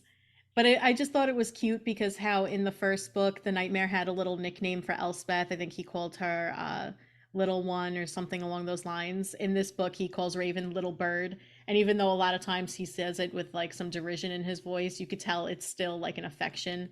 And I just thought it was so sweet. I don't know. Yeah. So I really loved this. And it was very sad at the end. I was like, I don't want him to go. You know, I didn't want the Nightmare to go. And I think for Elspeth, after having him, you know, in her mind for so long, it's definitely going to take some adjustment. I think there's probably some freedom in knowing that your mind is fully yours again. However, it has to be strange to then go and not have, you know, he assisted her in many ways too, with knowledge and with advice, and she doesn't have that anymore. But they do mention at the end of the book that because the if you use the mirror card for too long, you can see beyond the veil, which means that you can see spirits. So they do make it known that Raven had been using his mirror card and he was able to actually see beyond the veil, was able to see Taxis, and he was reunited with his children, his family. So I think that they would likely continue to maybe check on him from time to time, make sure that he's doing okay. I like to think that, at least. I don't know. Do you think they would like kind of check in with him? Yes. Yeah. You know what I mean? What I loved most about this inclusion, because like I said, she thought of everything. You know, Yeah. I feel like she knew that as readers, we weren't going to want to see him go, like we've been saying. And she was like, all right, so you know what? I won't get rid of him completely. So I'll give them hope that through the mirror card, they'll see spirits and they'll still be able to see them, you know, him and his family, like hanging around the area where they live, because obviously they're going to live on this property. And I think also as a writer, you know, you get attached to your characters when you're writing. So I think she was probably so attached to him too that she wasn't ready to see him go. So she gave that opportunity that they can see him going forward. So there's the hope there that they can still communicate, and I'm satisfied with that. Yeah. So I hope that they do. I mean, I'd like to know that they don't give us a wedding between Raven and that's what's crazy too. They don't give us a wedding between Raven and Elspeth, because I thought when they were gearing up at the end, it was going to be their wedding, but it ended up being Elms and Ions, which was great. Yeah. So I feel like, you know, when they do get married, because you know that will happen, when they do, obviously, like they're going to totally be there. You know what I mean? Like, not, you know, I don't know. I just, yay. Nothing bad to say. Nothing. I agree. Nothing, which is why the next question makes sense. So what do you think is next for Elspeth, Raven, and Elm? And would you be interested in reading more of their stories? So what I love about these two books is that, yes, I would love to read more about their stories, but I don't need to, because I know what's next for them. You know, I imagine Elspeth and Raven will eventually get married. They'll probably have a family. I imagine he'll probably still be captain of the armies or whatever you would call it, but now it's going to be something he takes pride in because it's for Elm. It's not for this king that he despises and who wreaks havoc on the kingdom. And I think she finally can experience freedom for the first time and do what she wants. She was living in hiding up until this point, up until she was then, pushed into the backs of her mind. So she can finally kind of experience life. I imagine they'll do a lot of that. And for Elm, I think he's going to be a wonderful king. And I think he's going to be happy, truly happy for the first time in his life. He'll have his, beloved family by his side. He'll have his beautiful wife, who they just have the cutest relationship. And I think that they all live happily ever after. A lot of this book really made me feel like I was reading a fairy tale, like a modern day fairy tale. Yes. And A dark fantasy fairy tale. dark for sure, but a lot of fairy tales were dark. The original tales were dark. Grimm's fairy tales, yes. Not just the Grimms, but even like the original whatchamacallit? Oh yeah, The Hans original... Christian Andersen, all those. Yeah, they were much more dark than the Disney ones. So I like feeling like they all lived happily ever after, but yet I would still be more than happy to read anything about them because I love these characters so much. It was sad to say goodbye to them, but I was happy knowing that they're going to be happy. Yeah, you know what it is? Like, I'm content. And I don't Yeah. say that often. Like, I'm just content at the end of this book where I don't have to worry about, I don't have any worries. I don't have any, loose ends that need to be tied, no questions unanswered, nothing like that. So I feel very content with the end of this, to the point where I wouldn't need to read on, because I know good things are coming to those characters that I really like. But if we were presented with more of this story, I would 100% read that shit. I would gobble that shit up. Yeah. I would love it. But I feel like it's not necessary because she did such a great job with this duology, and I feel like it's just so well done. Yeah. I think next for Elspeth, obviously, and Raven, they're gonna get married, they're gonna have kids, they're gonna continue this legacy, and they're gonna have a good relationship with the Rowans going forward. I feel like obviously Elm and Ione are gonna be great. I feel like Elm's gonna be a just king. Ione is gonna be a kind queen. They're gonna actually care about their people. They're gonna be in a kingdom that I would like to live in. Yeah. And this mist is gone, so now they don't have that shit weighing them down. They don't have to worry about these things. If somebody's infected, they're not going to give a shit. They're not going to be like, oh, that person's infected, let's kill him, let's hunt them down. They're going to be accepting of everybody, and I just think that sounds like a wonderful place. Yeah, the way it should be. Yeah. So bravo. I'm sure a lot of people could probably guess, but what are your overall thoughts of Gillig's writing and this duology as a whole? And would you read more from her? Genius, genius, genius! As Mr. Deeds movie is exactly how I feel. Yeah. I think Gillig is very, very talented writer. I love her writing style. I love this duology. She did such a fantastic job. She is a 5-star author as far as I'm concerned, because both books are 5 stars to me. Mm-hmm. I think that she did such a great job of tying everything together. She really definitely sat there and planned everything out and really thought everything through and made sure that, we were given every single detail that she gave. She never forgot about them or forgot to tie them together. Everything was tied perfectly and well thought out. And I really loved her creativity. Every time I thought I had something figured out, it was better than what I thought would happen. You know what I mean? Yeah. Like, I just love that. So I loved this duology. I would read this hundreds of times. This is definitely one of my favorite books I read this year. My favorite duology, obviously, that I read this year, but definitely one of my favorite sequels of all time, because they don't always live up to the hype. This did. Mm-hmm. I would 100% read more from her, and I am looking forward to reading her next stuff. Yeah. Yeah, I agree with you 100%. Big fan of her writing. Love this duology. I mean, you guys could tell, I'm sure. Oh yeah. We've just been gushing about it. Definitely, if not the top series that I read this year, at least top 3 probably. I absolutely loved this book. It was better than the first, and I loved the first. I think that Rachel Gillig, in my opinion, could do no wrong as of right now. I would literally read anything that she writes. She could write like a note to her hairdresser saying thank you, and I would read it and I would gobble it up and I would rate it 5 stars. Yeah, but I forgot to mention her prose too is beautiful. Yeah. And it's not just like filler prose like Paravel. You know what I mean? There's actually point and purpose Yeah. to this prose, and it's not just, you know, something that sounds pretty, but what does it mean? What does it all mean, Basil? Yeah. There's so much meaning and love poured behind her words. Yeah, everything she writes has a reason, it has a purpose, and the atmosphere of this novel, I mean, she does just such a wonderful job of really building this world for you in your brain. Like you can picture every single scene in your head, you know exactly what's happening, and it's just really well done. The only things I will say, we both had this, and it's more of an editing issue, but there were Yep. some typos, so I don't like that in a published work. However, it didn't affect my rating. And the only other thing I would say is this was very fairy tale. It was very happy ending. They all live happily ever after, which I am a fan of. I do like it.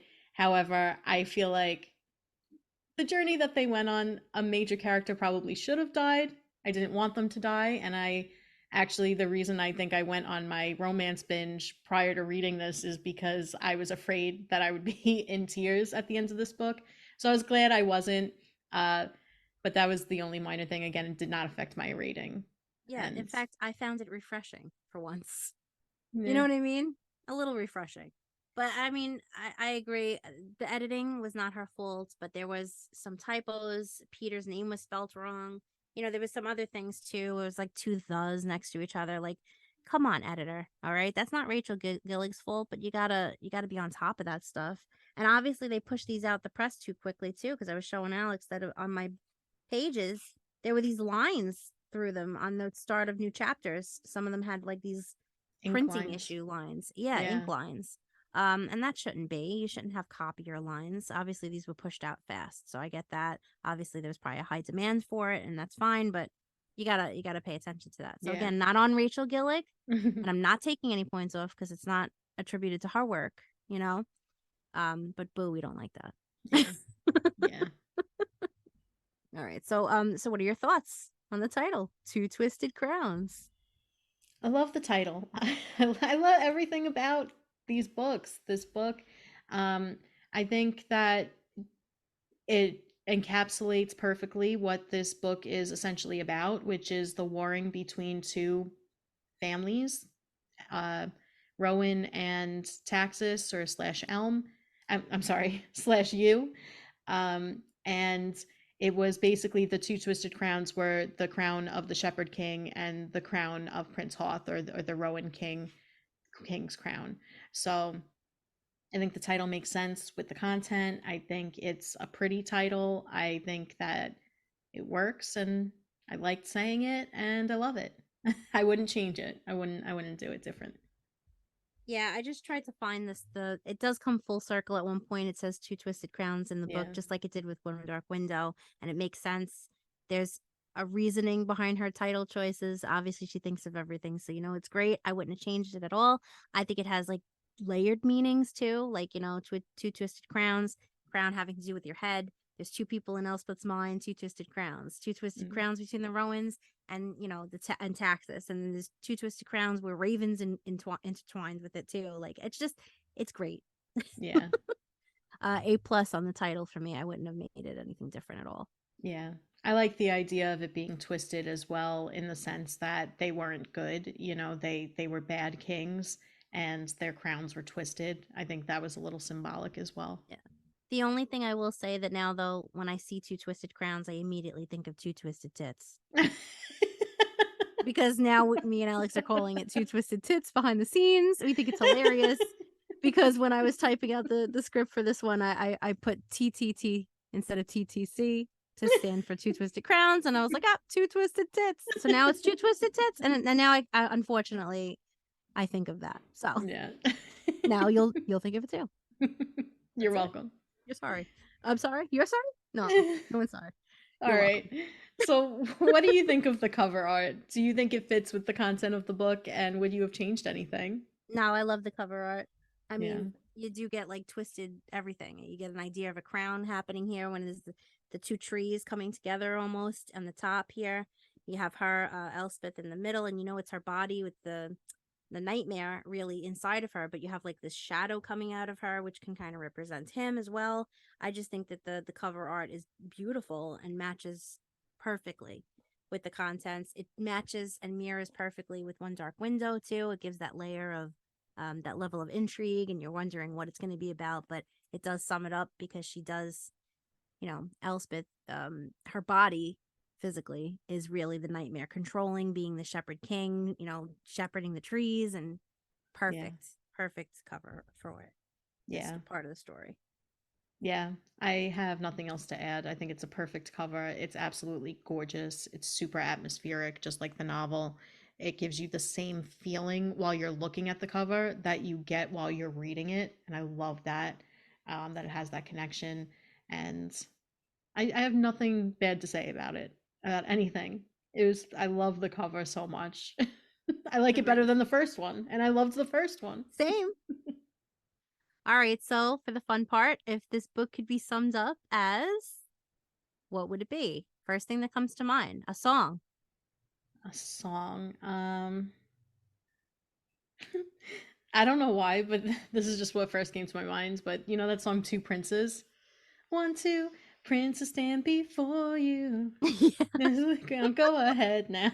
I love that song, and that's what I think of. I don't know. I have two songs for some reason. First was "You Are My Fire," which has nothing to do with this. Okay. So I'm just gonna skip that, but I had to sing it anyway because I love that song. But the one that came to mind for me was "When All of the Queens Have Been on the Throne, we can pop champagne and something. Okay. Which also has nothing to do with anything except for Ione being queen. I don't know. I just like that song. That's what came to mind. Yeah. Okay. Whatever. Nail color. I think like a charcoal gray. Me too. Did you say the same thing? I was gonna say a charcoal gray. I love it. Yeah. Yeah. Or like, one of those like chrome dark gunmetal type of color. Yeah. Pretty. Nice. All right, we're on the same page. Yeah. Cocktail? I said red wine served in a goblet. Yes, that makes a lot of sense. Definitely a goblet for the cocktail. Yeah. I'm gonna go with wine too, because I feel like the wine was super flowy in this entire series. It was flowing. Yeah. So we're gonna go. It has to be red too. Yeah. Has to be. Yeah. How about an item of clothing? Item of clothing. So I think I'm gonna say like a ball gown, but like one of like the ones that Ione wore that was pretty. Remember that one she wore for the, I don't remember which feast it was. The seasons one? Was it the seasons ones? Yeah, when she looked like the equinox. And yeah, that's what I'm going with. Because I want to see that dress in real life. It sounds so pretty. I can't wait until this is made into like a movie or a show or whatever. I need to see the fashion and everything. Yeah. But yeah, I like that. I went to a different direction. I was thinking of the Highwaymen. Okay. So I was gonna say one of those like a mask or something over their face that they wear, like one of those like bandanas so you can't really see them. Yeah. Something like face that. covering. Yeah, like a black face covering of some sort. Yeah. But obviously in that era. Right. Okay. How about a meal? A meal? Okay. I'm gonna say like some bread with butter and tomato soup. Like cozy comfort food. That sounds good. Yeah. I was saying rotted bread because that's all I could think of.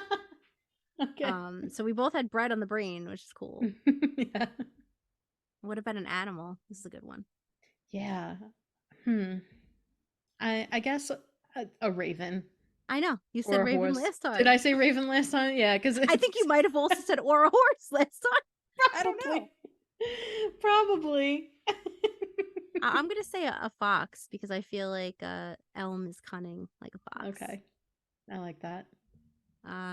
Okay, so we're gonna introduce a new little segment here too within this, or a new category, subcategory, whatever you want to say.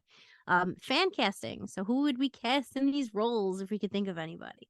Okay, so I've been thinking about this ever since we mentioned it earlier, and I think I have my cast down. Okay. So for Elm, I think I'm gonna go with Adam Driver.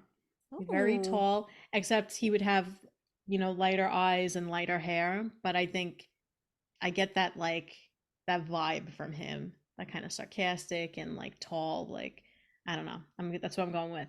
Okay. For Raven, I'm gonna say Ed Westwick from the original Gossip Girl. For Elspeth, I'm going to go with Shailene Woodley when she was a little younger maybe, and then for Ione, I'll say Sophie Turner.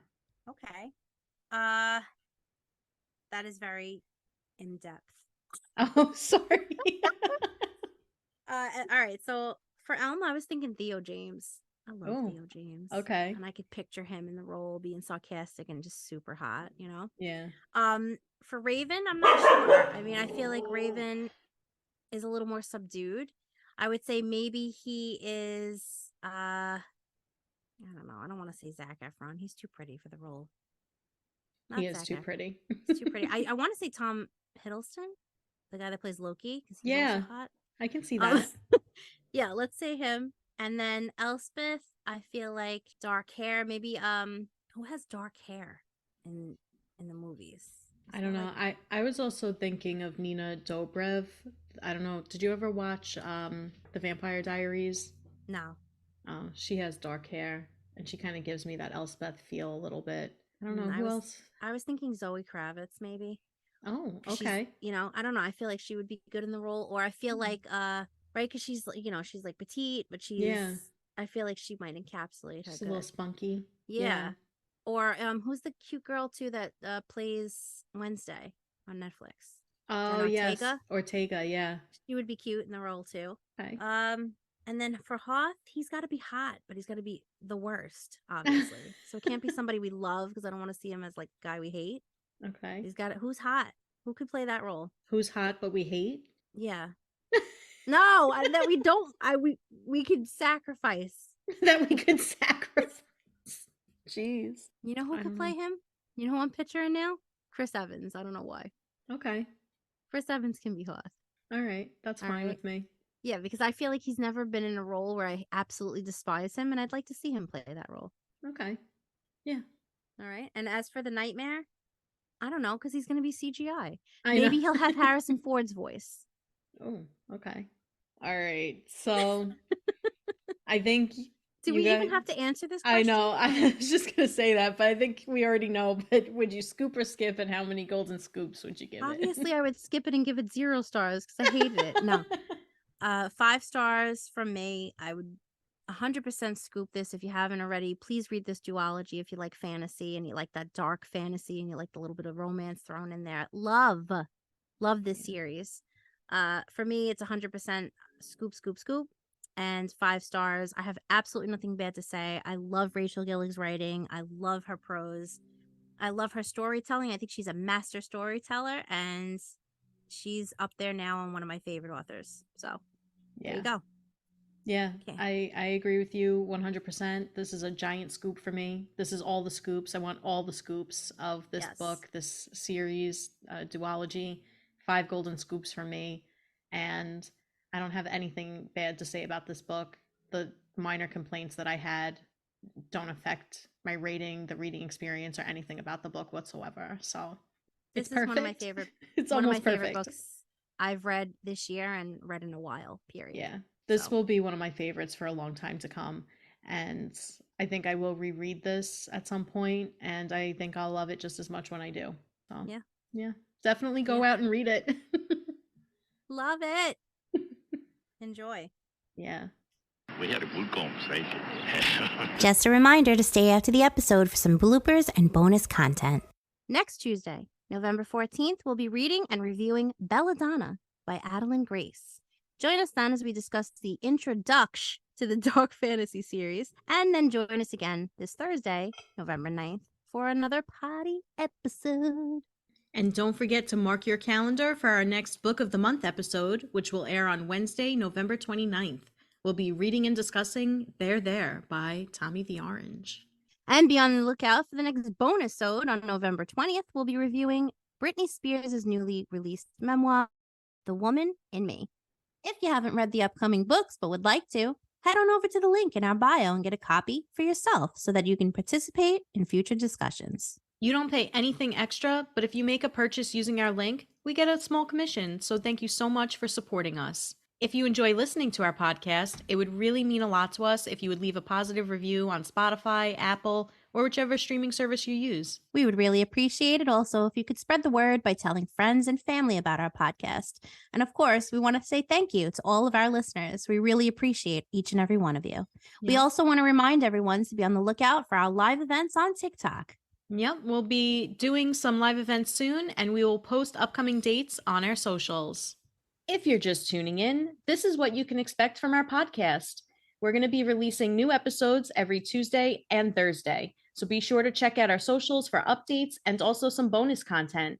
You can find us on Instagram, TikTok, and other platforms. Click on the link in our bio for access to all of our socials, our website, and other links.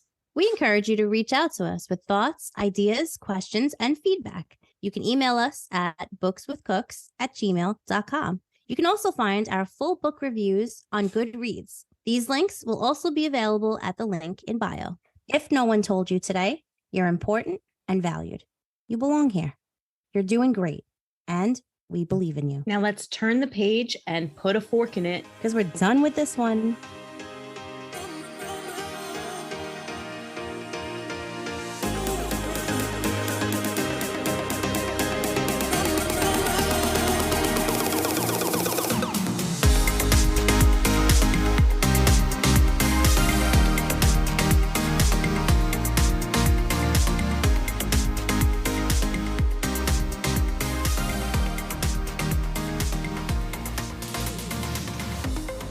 What the fuck? Did you say shaqueef? Sequeef. You're a sequeef. You're a sequeef. People know what sequestered means. We should put a poll out. I'm going to put a poll out on TikTok. You want to do that? All right. I'm going to do it. Hey, everyone who's been sequestered out there. Sequeef. People did get sequestered with COVID. All right. So before we dive into our discussion, here's a plot synopsis. Do not put sequeefed in there. I can see you putting sequeefed. You're a saboteur. I'm gonna sequester you with a sequeef.